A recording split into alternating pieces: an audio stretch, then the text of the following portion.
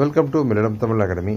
இந்த வீடியோவில் தமிழக பொது சுகாதாரம் மற்றும் குடும்ப நலத்துறையிலிருந்து ஒரு சூப்பரான வேலைவாய்ப்பு அறிவிப்பு வெளியாக இருக்குது. ஸோ அதை பற்றி நம்ம பார்க்கலாம்.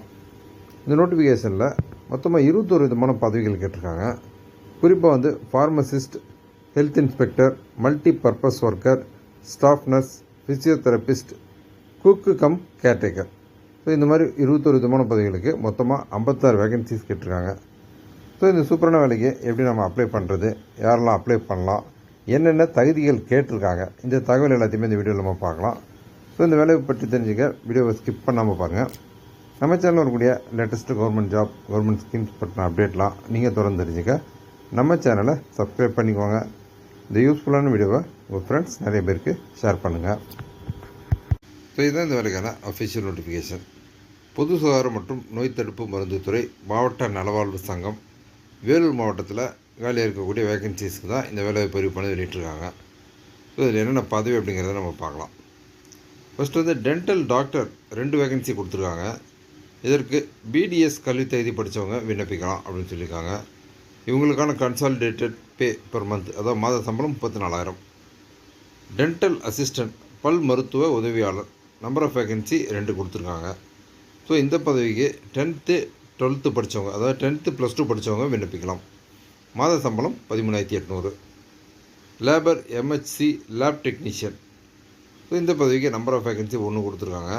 கல்வி தகுதி டிஎம்எல்டி. ஸோ டிஎம்எல்டி படித்த விண்ணப்பதாரர்கள் இந்த வேலைக்கு விண்ணப்பிக்க முடியும். மாத சம்பளம் 13,000. AYUSH medical officer. ஸோ இதில் நம்பர் ஆஃப் வேகன்சி 1 கொடுத்துருக்காங்க. BSMS registration with board council of the state. So BSMS படிச்சுட்டு ரிஜிஸ்டர் பண்ணியிருக்கவங்க இந்த வேலைக்கு விண்ணப்பிக்கலாம். மாத சம்பளம் 34,000. டிஸ்பென்சர். இதில் நம்பர் ஆஃப் வேகன்சி 3 கொடுத்துருக்காங்க. இவங்களுக்கு டிஃபார்ம் தகுதியாக கேட்டிருக்கிறாங்க. Integrated pharmacy course, government certificate only. So deform அல்லது இன்டெகிரேட்டட் ஃபார்மசி கோர்ஸ் பண்ணவங்க இந்த வேலைக்கு விண்ணப்பிக்க முடியும். மாத சம்பளம் 15,000. அடுத்து மல்டி பர்பஸ் ஒர்க்கர், அதாவது பல்நோக்கு பணியாளர். இதில் நம்பர் ஆஃப் வேகன்சி 3. இவங்க எஸ்எஸ்எல்சி, அதாவது 10th படித்தவங்க விண்ணப்பிக்கலாம் அப்படின்னு சொல்லியிருக்காங்க. மாத சம்பளம் 8,500. அடுத்து ஆயுஷ் கன்சல்டன்ட். ஓகே, இவங்க number of vacancy 2. BSMS registration with board. So BSMS முடித்து அதை முறையாக பதிவு செஞ்சவங்க விண்ணப்பிக்கலாம் அப்படின்னு சொல்லியிருக்காங்க. ஸோ இந்த பதவிக்கு மாத சம்பளம் 40,000. Therapeutic assistant. ஸோ இதில் 2 வேகன்சி கேட்டிருக்காங்க. இதில் நர்சிங் தெரப்பிஸ்ட் கோர்ஸ் பண்ணவங்க இந்த பதவிக்கு விண்ணப்பிக்க முடியும். மாத சம்பளம் 13,000.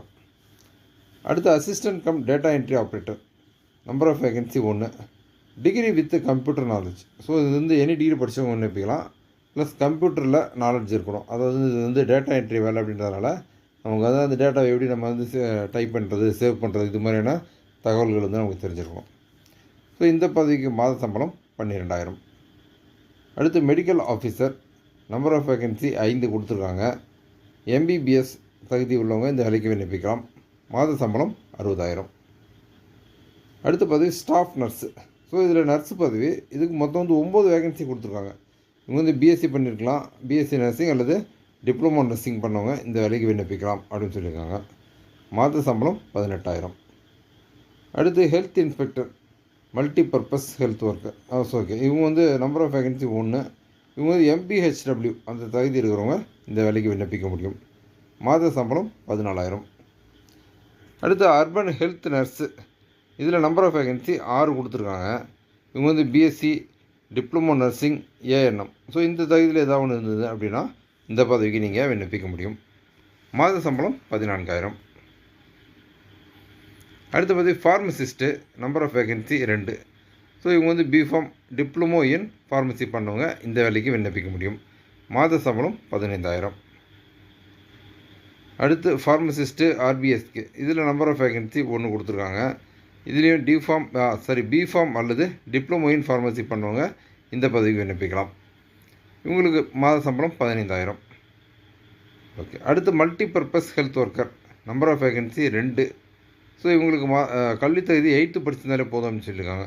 ஸோ நீங்கள் குறைந்தபட்சமாக 8th படிச்சிருந்தீங்க அப்படின்னா கூட இந்த வேலைக்கு விண்ணப்பிக்க முடியும். அது மாதிரி நீங்கள் 10th 12th படிச்சிருக்கீங்க, விண்ணப்பிக்க விரும்புனீங்க அப்படின்னா விண்ணப்பிக்கலாம். மாத சம்பளம் 8,500. ஓகே, அடுத்து டென்டல் டெக்னீஷியன். இதில் number of vacancy 1. Diploma in dental technician படித்தவங்க இந்த வேலைக்கு விண்ணப்பிக்கலாம். இவங்களுக்கு சம்பளம் வந்து 12,600 சொல்லியிருக்காங்க.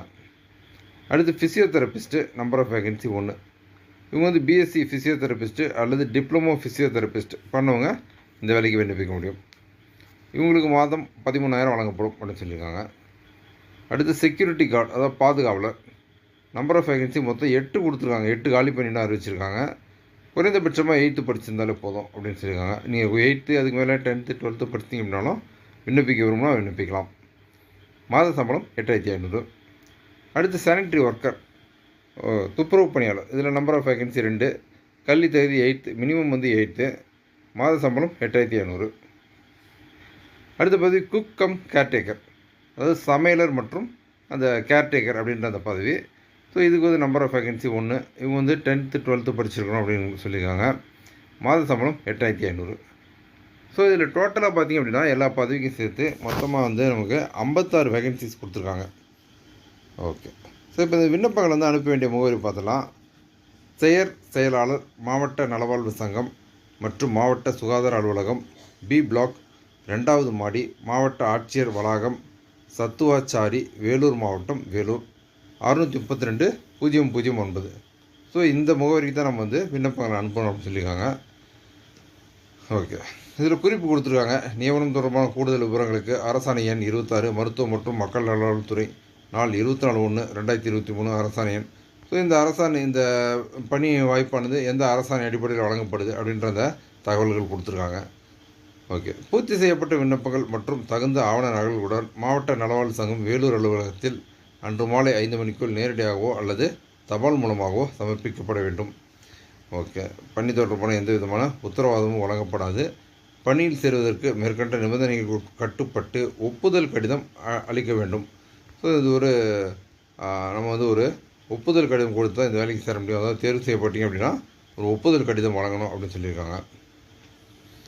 ஓகே. இந்த விண்ணப்பங்கள் வந்து நம்ம அனுப்ப வேண்டிய கடைசி தேதி, ஒப்பந்த அடிப்படையில் முற்றிலும் தற்காலிகமாக பணி நியமனம் செய்ய பூர்த்தி செய்யப்பட்ட விண்ணப்பங்கள் 16/12/2024 அன்று மாலை 5 மணிக்குள் வரவேற்கப்படுகின்றன. ஸோ நீங்கள் வந்து அப்ளை பண்ணுறதுக்கான லாஸ்ட் டேட்டு 16/12/2024. ஸோ அன்றைக்கு மாலை 5 மணிக்குள்ளே நீங்கள் வந்து விண்ணப்பங்களை சமர்ப்பிக்கணும்.